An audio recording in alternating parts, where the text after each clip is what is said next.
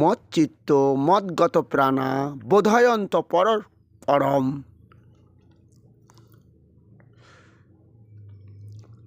শ্লোকটা কি আবার শোনো। মচ্চিত্ত মদ্গত প্রাণা বোধয়ন্ত পরস্পরম কথয়ন্ত মাং নিত্যং তুষন্তি চ রমন্তি চ তেষাং সতত যুক্তানাং ভজতাং প্রীতিপূর্বকম দদামি বুদ্ধি যোগং তং যেন মামু পর্যান্তি তে। তেষা, আচ্ছা এইটুকু আগে ব্যাখ্যা করি। মচ্চিত্ত যে আমাতে মন দিয়েছে, আমি তো বলেছি ইন্দ্রিয়ানাং মনোচাস্মি। হে অর্জুন, তোমরা তো সবাই জানো পাঁচটা ইন্দ্রিয়, চক্ষু কর্ণ নাসিকা জিহ্বা ত্বক, কিন্তু আর একটা ইন্দ্রিয় হচ্ছে আমি। তা আমাতে যারা মন দিয়েছে, মন কেনই বা দেবে না? যে আমি তো তোমাদের পিতাহ হমস্য জগত মাতা ধাতা পিতাম বেদং পবিত্রং ওঙ্কার ঋক সাম যজুরে বচ। আমি জগৎবাসী পিতা মাতা রূপে সৃষ্টিকর্তা, আমি বিধাতা, আমি ধাতা ধারণ করে আছি, বিধাতা। জীবের কর্ম অনুযায়ী জন্ম, জীবের কর্ম অনুযায়ী দেহ দিয়ে সুখ, আবার জীবের কর্ম অনুযায়ী দেহের মৃত্যু। শুনতে পেয়েছ? আচ্ছা, তাহলে সেই জগৎবাসীর যদি পিতা মাতা হই, তাহলে জগৎ শ্রেষ্ঠ জীব হচ্ছে মানুষ। তাহলে নিশ্চয়ই সে আমাতে মন দেবে, আমার জ্ঞানের কথাগুলো বিশ্বাস করবে, আমার জ্ঞানের কথাগুলোকে আশ্রয় করে এই দেহটাকে অতিবাহিত করবে। এটাই তো আমি চেয়েছি। তাই অর্জুন, বিশেষ করে আমার গীতা অমৃত পান করতে হবে, আদর্শ দেহ তৈরি করতে হবে। তাহলে শোনো অর্জুন, এইবারে তাই আমাতে যাহারা চিত্ত দিয়েছে, মন দিয়েছে, মচ্চিত্ত মদগত প্রাণ, আমাতে দেহ মন যে সমর্পণ করেছে, তাহলে কি হবে? আমাকে আশ্রয় করেছে বলে, আমাকে যে সে ভালোবেসেছে, আমার মধ্যে যে গুণগুণ আছে, ও দেহ দিয়ে কি করেছে? ওটাকে দেহের মধ্যে কি করেছে? বিস্তার লাভ করে দিয়েছে। এই দেহ দিয়ে ও বুঝতে পেরেছে দেহ আমার নয়, সেই ভগবানের ঈশ্বরের দেহ। তিনি সৃষ্টিকর্তা, পালনকর্তা, প্রলয়কর্তা। তাই তো তিনি বলেছেন, এতদ জনিনী ভূতানি সর্বাণি তুপধারায় অহং কৃষ্ণ স জগত প্রভাব প্রলয়স্ততা। অর্জুন, আমি জগৎ সৃষ্টি করি, জগৎ এই যে ব্রহ্মাণ্ডের সৃষ্টিকর্তা আমি কৃষ্ণ। বুঝতে পেরেছ? রবিরাংশ মানে রবি, আকাশে সেই রবি সে আমি। জ্যোতিষামপিত জ্যোতিস্তমস্য পরমুচ্যতে জ্ঞানং জ্ঞং জ্ঞান গম্যং হৃদি সন্নিবিষ্টিতম। অর্জুন, আমি তো সেই তেজের তেজ সূর্য, নাকি জ্যোতি, সকলের জ্যোতি আমি। হ্যাঁ, সমস্ত জীবের হৃদয়ে আমি আছি, আত্মা বা জীবন রূপে। জ্যোতিষামপিত জ্যোতিস্তমস্য পরমুচ্যতে জ্ঞানং, তার মধ্যে যে জ্ঞান, কি জ্ঞান? সাত্বিক জ্ঞান।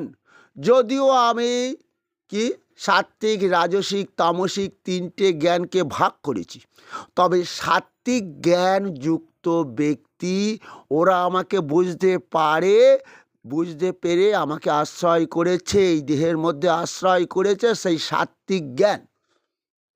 যে জ্ঞানটা লাভ করলে জীব পরম সুখও পাবে, শান্তি পাবে, মৃত্যুর পর পরম মোক্ষ লাভ করবে। তখন আর কোনো ওই দেহটা যে পাপ করেনি, ওকে আর মৃত্যুর পর প্রেতাত্মা হতে হবে না, পিণ্ড খাওয়ার জন্য অপেক্ষা করতে হবে না। তাই অর্জুন, মচ্চিত্ত মদ্গত প্রাণা বোধয়ন্ত পরস্পরম। হ্যাঁ, আমার জ্ঞানের কথাগুলো না পরস্পরকে আলোচনা করে শান্তি পায়। মচ্চিত্ত মদ্গত প্রাণা বোধয়ন্ত পরস্পরম কথায়ন্ত মাং নিত্যং তুষন্তি চ রামন্তি চ। এইভাবে সে কি জানো, আমার জ্ঞানের কথা আশ্রয় করে আমার জ্ঞানের কথাগুলো মানুষের মধ্যে বিলিয়ে দিচ্ছে। কি গো বৈষ্ণব, তোমার দায়িত্ব কিন্তু এটা। হ্যাঁ, তাই তো, তিনদপি শুনিচ ন তরিব সংস্রুনা আমামে না মানা দেন সাদা কীর্তনিয়া হরি। কে তোমাকে মান দিল না দিল, কেউ তোমার শত্রুতা করলে কান দিও না। তুমি বৈষ্ণব হয়েছ, তোমাকে এই প্রভুর জ্ঞানের কথাগুলো বিলিয়ে দিতে হবে। আর তুমি ভাবছো যে কি হবে তাহলে আমার বাড়ি গাড়ি ধন দৌলত কি হবে? এভাবে কি তৈরি হবে? সুদামার হয়েছিল তো, কি গো, এটা বিশ্বাস করতে হবে তো। এই যে এই সময়টা কখন জানো? ওই যে আমাদের এডুকেশন লাইফ বলছে বেদে 5 থেকে 20 বছর অবধি ব্রহ্মচার্য পালন করার সময়। আমরা যে আর্য ছিলাম তাই তো নিয়ম ছিল। এই সময়টাই আমাদের এই চিত্তটা না বড় সরল থাকে। আমরা সব নানান রকম খেলাধুলোতে মনে দিই তো বিষয় চিন্তাটা খুব একটা থাকে না। তবে হ্যাঁ, বিষয় চিন্তা থাকে। হ্যাঁ, আমি ভালো করে লেখাপড়া শিখবো, ভালো চাকরি করব, বাড়ি গাড়ি করব। কেউ কেউ ভাবছে মা বাবাকে সুখী করব। মা বাবা কত কষ্ট করে মানুষ করেছে আমারে, সেই মা বাবার কষ্টের ধন দিয়েই তো আমি লেখাপড়া শিখছি। তাহলে সেই ধন বাবা মাকে আবার আমি ধন আয় করে বা ইনকাম করে বাবা মাকে সুখী করব নিশ্চয়ই। এটাই তো আদর্শ সাত্ত্বিক গুণ গো। এই গুণটাই বড় কলিযুগে অবাক হয়ে যাবে। সব রাজসিক গুণ, তামসিক গুণে ভরে গেল দেশ। রাজসিক গুণ জানো তো, অভিসন্ধায় তু ফলং দম্ভার্থ মপি চৈব যৎ ইজ্জতে পার্থ তজ্যোগ্য বিধি রাজসম। যে যজ্ঞ করা হয় কামনা বাসনা নিয়ে, ফলের আশা নিয়ে, তাকেই তো রাজসিক যজ্ঞ বলে। তাই রাজসিক যজ্ঞে মানুষ ভরে গেছে। ওই যে ঈশ্বর হমহং সিদ্ধহম বলবান ভোগী সুখী, আমি সিদ্ধি লাভ করেছি, আমি যজ্ঞ করেছি, তান্ত্রিক দিয়ে বড় যজ্ঞ করেছি আমি। হ্যাঁ, আমার অকাল মৃত্যু হতে পারে না, আমি ইচ্ছা মতো ভোগ করবো। দেখছ এই যে তান্ত্রিক যজ্ঞটা, তামসিক যজ্ঞটা কেমন? ওখানে আমি অহংকার উদয় হয়ে যায়। বলে তো ডাক্তার, এই আমি তোর রোগ ভালো করে দেবো, শুনলে গিয়ে সে ডাক্তার কবে মরে গেছে। এটাই হচ্ছে তামসিক জ্ঞান। হরে কৃষ্ণ, কিছু বোঝা গেল? হ্যাঁ, মচ্চিত্ত মদ্গত প্রাণা বোধয়ন্ত পরস্পরম কথয়ন সংবাদ নিত্য তুষন্তি চ রমন্তি চ তেষাং সরত যুক্তনাং ভজতাং প্রীতিপূর্বকম দদামি বুদ্ধি যোগং। আমি তাকে বুদ্ধি জ্ঞান দিই তো, দেবো তো অবশ্যই। কারণ আমি তো এটাও বলেছি, কামরাগ বিবর্জিত বল আমি দিয়ে থাকি, কামনা বাসনা শূন্য হয়ে। আমার জন্য যারা নিষ্কাম কর্ম, আমার জন্য কর্ম মানে ওই যে অসুরজনিতে যাদের জন্ম, যারা কি করে বলো তো? ওই যে বলছে অসত্যম অপ্রতিষ্ঠাংতে জগদাহুরানীশ্বরম অপরস্পর সম্ভূতং কিমন্নাৎ কাম হইতুকম। এরা বলছে ঈশ্বরবিহীন জগৎ, নারী পুরুষের সেক্স বা কাম থেকে জগৎ সৃষ্টি হয়েছে। এখানে কৃষ্ণ জগৎবাসীর পিতামাতা নয়, তিনি সৃষ্টিকর্তা নয়। ওই যে ভগবান বললেন প্রজননস্মি কন্দর্প, পিতা মাতাকে আমি কাম দিয়ে থাকি, সন্তান উৎপাদন কাম। এটা তো বোঝো, এটা তো বোঝো। কারণ অনেকের কর্মফল খারাপ হলে কাম দেয় না, সন্তানাদি হয় না, হাঁটখুড়ি বলে, তার পাপের ফল তো সে ভোগ করে। হরে কৃষ্ণ। অর্জুন আবার কি করি জানো? এইভাবে যারা আমার জ্ঞানের কথা আমার ভক্তদের কাছে শোনাচ্ছে, বিবেকের বাণী ছুটেছে জগৎময়। তাই তো স্বামীজি সেই জ্ঞানের কথা আমেরিকার চিকাগো শহরে প্রথম দিয়েছিলেন, সারা বিশ্ব আলোড়িত করে দিল। আমার ভগবান এটাই বলছেন, এটাই বলছেন। কি বলছেন আবার বলি শ্লোকটা? প্রত্যেকটা শ্লোকের কিন্তু প্রত্যেকটা মানে আলাদা আলাদা। মচ্চিত্ত মদগত প্রাণা বোধয়ন্ত পরস্পরম কথয়ন্ত স মাং নিত্যং তুষন্তি চ রমন্তি চ তেষাং সরত যুক্তানাং ভজতাং প্রীতিপূর্বকম দদামি বুদ্ধি যোগং তং যেন মামু পর্যান্তিতে।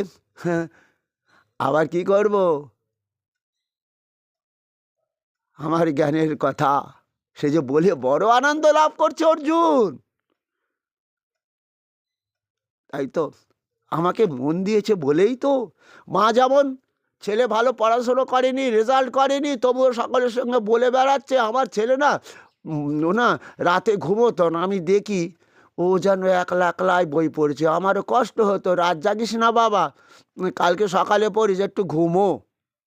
কিন্তু আদৌ সে ছেলে রাত্রি সারা রাত্রি ঘুমে ঘুমে কাটিয়ে দেয়। অর্জুন, আমাতে অনেকেই মন দেয়, তাই তো তুমি কেমনভাবে মন দেবে আমাতে জানো? মচ্চিত্ত বললাম, আবার একটু ব্যাখ্যা করে বলে দিল কেমন মন দেবে। মন মন ভাব মদ ভক্ত মদ যাজি মাং নমস্কুরু মামে বৈশ্যসি যুক্তই বা আত্মনং মত পরায়ণ। আগো রোগে শোগে জর্জরিত হয়ে অর্থার্থী ভক্ত আমাতে মন দেয়, আমার ভজনা করে, এরাও আমার ভক্ত তো।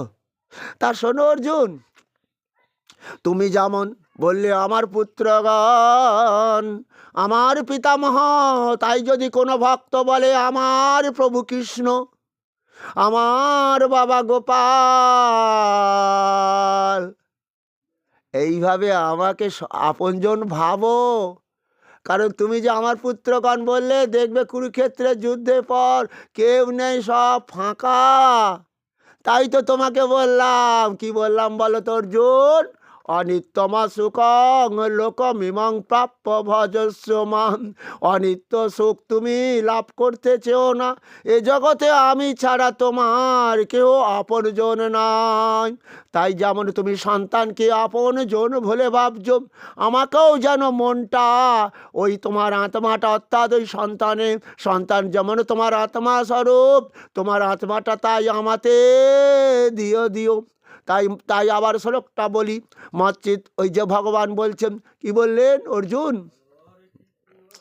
মন মনা ভব মদ ভক্ত মদ যাজি মাং নমস্কুরু মামে বৈশ্যসি যুক্ত আত্মন মত পরায়ণ। তুমি আমাতেই থাকতে পারবে, ও দেহটা অপবিত্র হবে না অর্জুন, এবং এই দেহটা পাপমুক্ত দেহ হয়ে যাবে, এবং এই দেহটার মৃত্যুর পর আত্মা তো আমার বৈকুণ্ঠ লাভ করবে। তুমি তো আমাতে মনে দিয়েছ, তবে আমাতে মনে দিলে তোমাকে অনেক কষ্ট পেতে হবে গো। যারা আমাতে মন দিয়েছে তাদের কষ্ট হয়নি? ধ্রুব মহারাজ কত কষ্ট পেয়েছিল, প্রহ্লাদ মহারাজ কত কষ্ট পেয়েছিল হরি গুরু গুরু হরি বলার জন্য।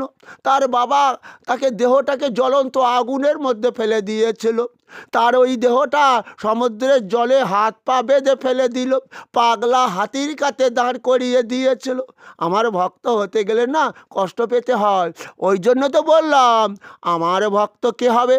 সম দুঃখ সুখ স্বস্থ সমলোষ্ট চ কাঞ্চন তুল্য প্রিয়া ধীরস্তুল্য নিন্দা আত্মা সংস্তুতি। সুখ দুঃখকে সমানভাবে গ্রহণ করো, সম দুঃখ সুখ স্বস্থ। পাথর আর সোনার মধ্যে ভেদে দেখো না, হ্যাঁ বুঝতে পেরেছো? কারণ বিষয় চিন্তা করতে গেলে তুমি কিন্তু পারবে না, সব তোমার ভেস্তে যাবে, আমাতে মনটা আর তোমার থাকবে না। হ্যাঁ, তাহলে তাহলে কী হলো? সমা দুঃখ সুখর সস্তা সমলস্য চ কান্ন তুল্য প্রিয়া প্রিয় ধীরস্তুল্য নিন্দা আত্মসংস্তুতি। আবার একটাও কথা মনে রেখে দাও, কে তোমার গুণকীর্তন করছে, কে তোমার নিন্দা করছে, তুমি সেদিকে যেন কানটা দিও না। কারণ তুমি মনে রেখে দাও, যে তোমার আজ গুণকীর্তন করছে পরক্ষণেই তোমার আবার নিন্দে করবে। আমার বিদ্যাসাগরের সদ্য বিদ্যাসাগরের কথা মনে পড়ে গেল। বিদ্যাসাগর তো এমনই সাগর ছিল, একটা কলেরা রোগী রাস্তায় বমি করছে, মরে যাবে, তাকে কাঁধে তুলে হসপিটালে নিয়ে চলে গেল। হ্যাঁ, বুঝতে পেরেছো? কিন্তু কলেরা এ তো ছোঁয়াচে রোগ নাকি, তাই তো? আচ্ছা, মলমূত্রগুলোকে মাটিতে পুঁতে ফেলা হতো কলেরা রোগী। আচ্ছা, একদিন সেই বিদ্যাসাগর মহাশয়, সাগর মশাই অমুক লোকটা আপনার নিন্দে করছেন, ওর নিন্দে করতেই পারে, অসুবিধা না হয়, হয়তো স্বার্থ ফুরিয়ে গেছে তাই ও আমার নিন্দে করছে, ওতে আমি কান দিই না। মহাজ্ঞানী মহাজন যে পথে পড়ে মহাজ্ঞানী মহাজন যে পথে করে গমন হয়েছে চির স্মরণীয়, সেই পথ লক্ষ্য করে স্বীয় কীর্তি ধ্বজা ধরে তোমরাও হও চির বরণীয়।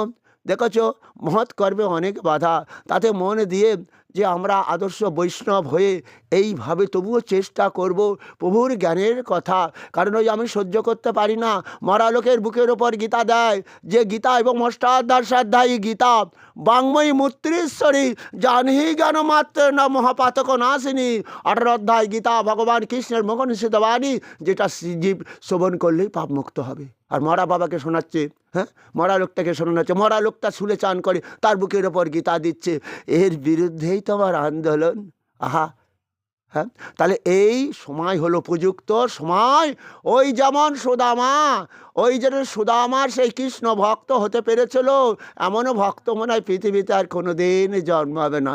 তাই আমাদের এই শুদ্ধ সময় হচ্ছে কি, ব্রাহ্মণ কুলে জন্ম নিলে যেমন 12 বছরের বয়সে দীক্ষা দিয়ে যায় তার বাবা, আমাদের তাহলে বৈশ্য শূদ্র ক্ষত্রিয় যারা আছি, আমাদেরও সন্তানকে 12 বছর বয়স যেই হবে তাকে দীক্ষা দাও, গলায় তুলসীর মালা পরিয়ে দিয়ে গুরুর কাছে নিয়ে গিয়ে ওকে শেখাও। কি গুরু কোন মন্ত্র দেবে?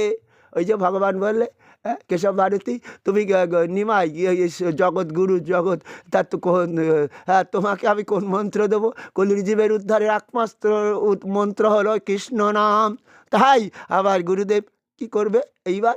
ওই যে গলায় তুলসীর মালাটা পরিয়ে দেবে, কারণ তুলসীর মতন ভক্ত তো কেউ নাই, কৃষ্ণ ভক্ত। নম নম তুলসী কৃষ্ণ প্রেয়সী। আজ তাই ওই সন্তানকে দিয়ে দিল। হরে কৃষ্ণ কৃষ্ণ কৃষ্ণ হরে হরে, হরে রাম রাম রাম রাম হরে হরে। একটা কথা বলি, হ্যাঁ, ওই যে আশ্রয় করিয়া ভজ শ্রী গুরুর চরণ, যাহা হতে মেলে ভাই কৃষ্ণ প্রাণধন। সত্য জ্ঞানে গুরুবাক্যে যাদেরও বিশ্বাস, তাদের হবে ব্রজভূমিতে বাস। এরা তো এইভাবে ব্রজধাম তৈরি করো গো, সেই ব্রজভূমিতে কলি প্রবেশ করতে পারবে না, তোমাদের ধ্বংস করতে পারবে না। এটাই তো ভগবান জোর করে বলেছিল না তোমাদের, কি গো? তাই উপযুক্ত সময় হচ্ছে এই দেহ মন কৃষ্ণতে দেওয়ার। এই বুঝতে পারছো, 12 বছর 13-14 হয়ে গেলে আস্তে আস্তে মনটা বিষয়ের দিকে টেনে নিয়ে যায়। তাই আমাদের বেদে ছিল ব্রহ্মচার্য, মানে কি 5 থেকে 20 বছর অবধি আমরা ওই জ্ঞান লাভ করার জন্য দেহ মনটাকে প্রয়োগ করব ওই শিক্ষা ব্যবস্থাতে, আদর্শ দেহ তৈরি করতে। কিন্তু কলিযুগের মানুষের স্বল্প আয়ুষ বলে সেই ভগবান 18টা পুরাণ 4টে বেদের সার দিয়ে করলেন গীতা, যেটা গীতা শ্রবণ করলে পাঠ করলে বেদ পুরাণ শাস্ত্রাদি পাঠ করা হবে।